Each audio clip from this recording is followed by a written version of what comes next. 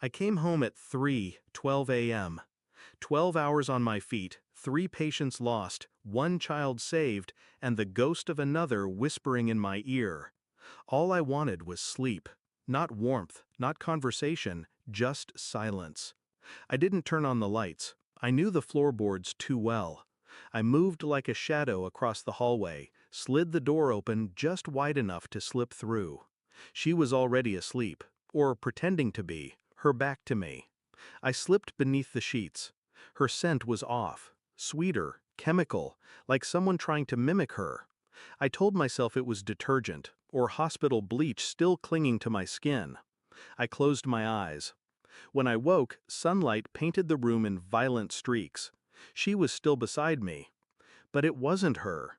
The curve of her spine, the tone of her skin, the tattoo that didn't belong. I didn't move. I just stared. And realized this wasn't a mistake. She wasn't home. My wife. She'd told me she'd be staying with her sister for a week. Girls only, she said, laughing. No phones, no guilt. I told her to go. I meant it. But she never said anything about someone staying in our bed. The woman beside me stirred, mumbled something, slipped on a hoodie, and left the room like it was hers. I waited. 10 minutes later, I heard the front door shut. I got up, and what I found in the bathroom made my fingers go cold. Lipstick. Not my wife's shade. Razor. Still damp. A bra hanging behind the door, but not hers. I checked the closet. Half empty. Not just missing, relocated. Drawers rearranged. Her side of the sink scrubbed clean. And that's when I knew. This wasn't one mistake. This was a rotation, a cycle. And I was the constant variable left in the dark. I didn't confront her, not yet.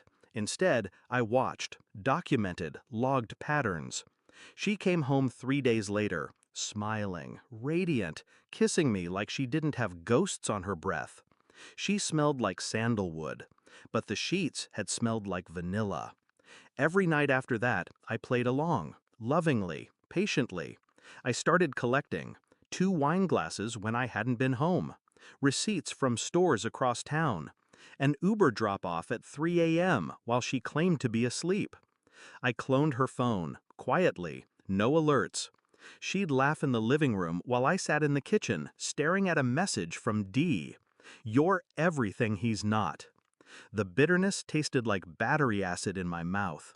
I screenshotted everything, saved it to a drive, printed copies.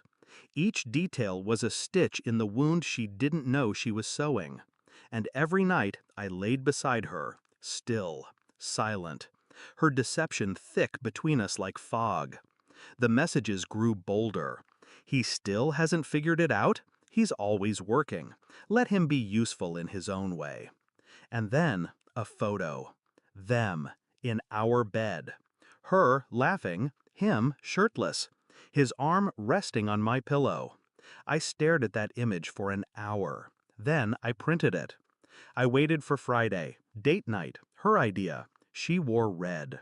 I handed her a small black envelope across the table. No words, just motion. She opened it mid-laugh. Silence. Then a sharp inhale. She didn't cry, didn't scream. She just folded it neatly, placed it back inside, and looked up at me with something close to fear. I didn't blink. I took another sip of my drink. Checkmate, I said quietly. The next morning, I was gone. I left early, not for work, just away. She called 7 times, then stopped. She came home to emptiness. The bank account was split, the documents signed, the lease terminated. I had moved everything that mattered 3 nights ago. She didn't know, because she didn't care to look. But she'd care now. Because every secret she tried to bury beneath soft sheets and smirks, I'd mailed copies to her parents, to Dee, to her sister. Attached with a note, she lies better than she loves. No screaming, no slamming doors. Just the sound of a life unraveling from the inside. The way she did to mine. I sleep in silence now. No whispers, no perfume that doesn't belong. No strangers with familiar hands. The bed feels wider, the air cleaner. She still calls, leaves voicemails soaked in regret. I don't listen. What could she possibly say? She gambled on my apathy, but I had something she never counted on: patience. She made her bed in lies, so I let her sleep in them, alone.